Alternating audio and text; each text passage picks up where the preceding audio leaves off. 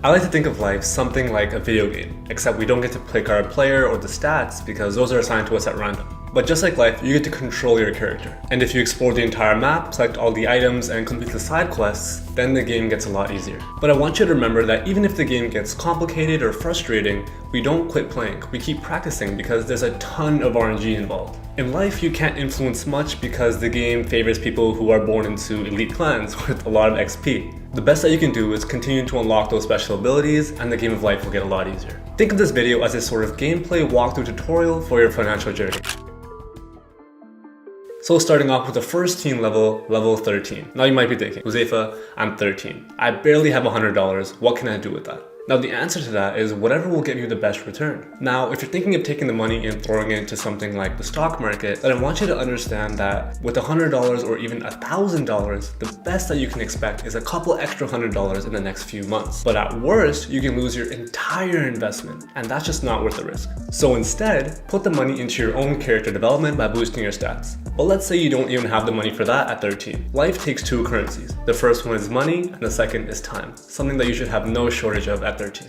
Now, at level 14, I highly recommend that you start reading. Now, when I was a kid, trust me, I hated reading. But as I got older, I started to realize the value that some of these books actually contain. Now, whenever a young person comes to me and asks for what things can I do to set myself up for financial success in my early life, I always recommend them 3 books. Now, the first book that I always recommend is Think and Grow Rich.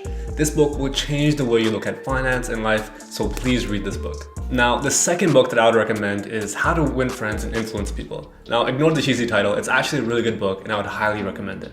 Now, if you want to go advanced or hard mode, then read The Intelligent Investor by Benjamin Graham. It's going to give you a lot of advanced tips on how to invest in the stock market when you're ready. You're not there yet. Now, these are all books that I've read in great detail and have gotten a lot of value from, and I hope it is the same for all of you.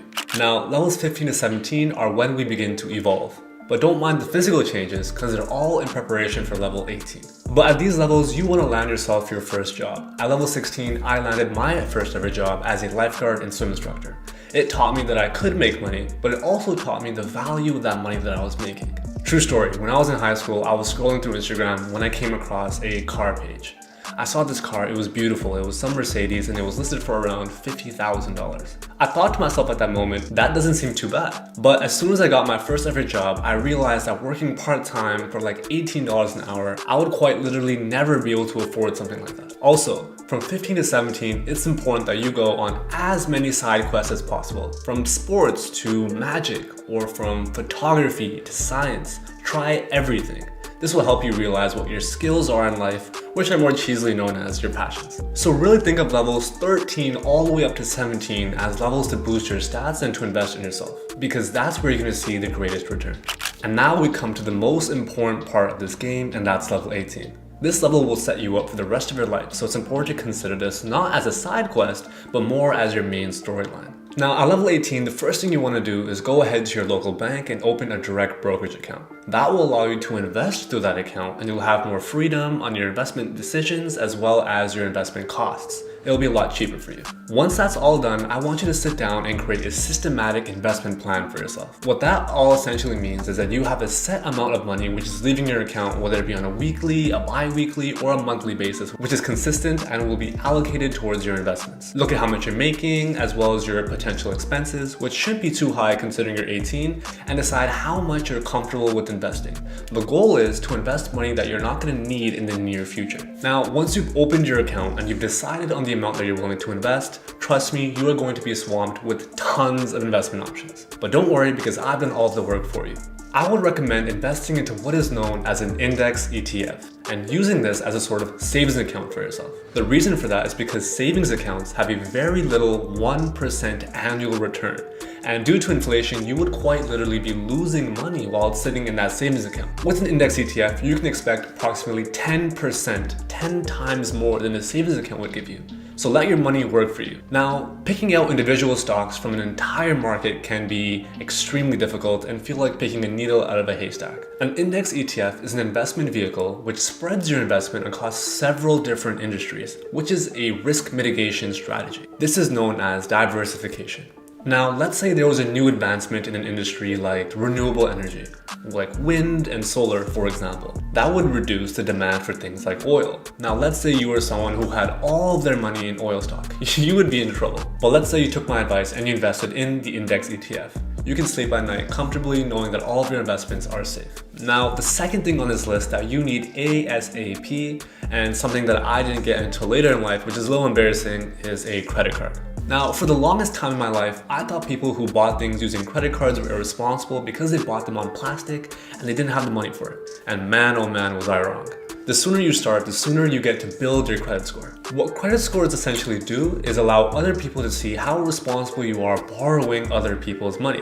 And if you do well, then they'll let you borrow more of that money with a lower interest rate. Now, if you're like how I was, you might be thinking, I don't want to borrow money to buy something that I want. If I want to buy a house or a car, I'll save up for it. Even if you do have that kind of money, you should never do anything like that, which is something that I'll explain further in another video. But for now, trust me, as soon as you hit level 18, go ahead and get your hands on a credit card. That being said, as the late Uncle Ben would say, with great power comes great responsibility. When you have the power to borrow other people's money, please make sure that you're paying it back on time. And never carry a balance, because you're going to end up paying more in interest payments alone than all of the benefits that that credit card would have given you.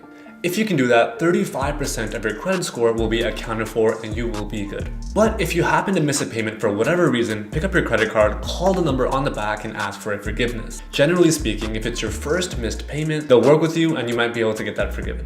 And at number 2, we have the utilization rate, which accounts for 30% of your credit score. Now, if you can maintain a utilization rate of under 30%, then you're doing a great job. Let's say you have a monthly spending limit of $1,000. That means don't spend any more than $333.33 of that monthly limit. Now, if you want to get there faster like I did, then don't spend any more than 10% of that monthly limit. So that's $100 in this particular case. Buy something small like a pack of gum, and in that case, your utilization rate will be in the single digits and you'll be doing a phenomenal job. Now, coming in at number 3 is your length of a history, which accounts for 15% of your credit score. Now, this is what's hurting me the most right now, and if I had started sooner, then I would have been easily at 800. But don't worry, because I'm here to make sure that you guys don't have to make the same mistakes that I did. But pro tip, cheat code, if your parents have a good credit score, then ask them to co-sign your credit card. That way, you will inherit the same good credit score that they have.